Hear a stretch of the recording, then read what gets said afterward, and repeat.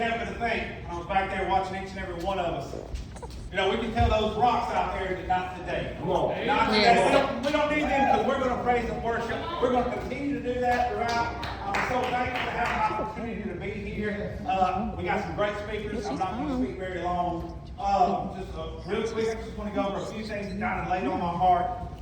Now, when God calls you into any kind of ministry, when He calls you and He gives you a purpose, a mission, does God give you all little details?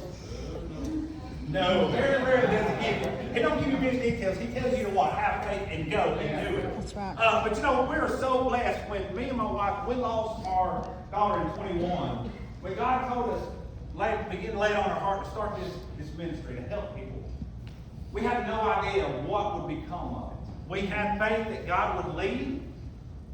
We couldn't look into the future. We couldn't understand. We couldn't begin to comprehend what God would do. Pray that each and every one of us in this very room. That's right. And I'm so thankful for that.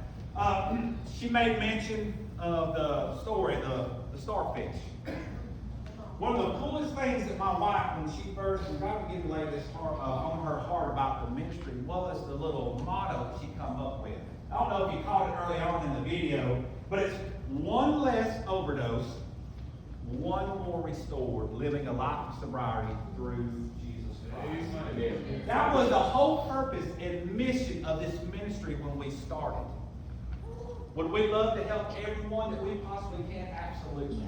But we have to start with the one. Yeah. Come on. And real quick, because God has given us the ability to go through a few years, I want to show and I want to share with each and every one of you the difference that we're making. Each and every one of you, not just Breach Ministry, but every organization that's in here. That's you right. are playing a part in that model, whether you knew it or not. One less. That's what we're trying to do. One at a time. Real quick, just a few numbers. I'm a numbers guy. I like just pulling out and looking at them when I can. But 2020 to 22, the state of Alabama had the highest increase in overdose deaths. For anyone that pays attention, that's when fentanyl really became potent in the state of Alabama. And the overdose deaths skyrocketed. 23 was the peak. But because organizations like each and every one of you, you're uniquely qualified, everything that you do, if you're in a program, you stay in that program. You find somebody that loves you, that's going to point you to Jesus, that's going to pick you up when you're feeling down. Guess what? We're all going to have those moments. Yes. I have those moments every day, and I got people that I can depend on that's going to pick me Yes. up. But the biggest the one that I depend on the most is Jesus That's Christ. right. I Amen. can look at Him. I know He's going to have brothers and sisters that's going to help me. But 23 was the peak. But I am happy to say, and this goes for each and every one of you, that beginning in 24 through 25, we started between 23 and 24 of July, there was close to 19% decrease of deaths in the state of Alabama. That's something to be proud of. And it didn't stop there.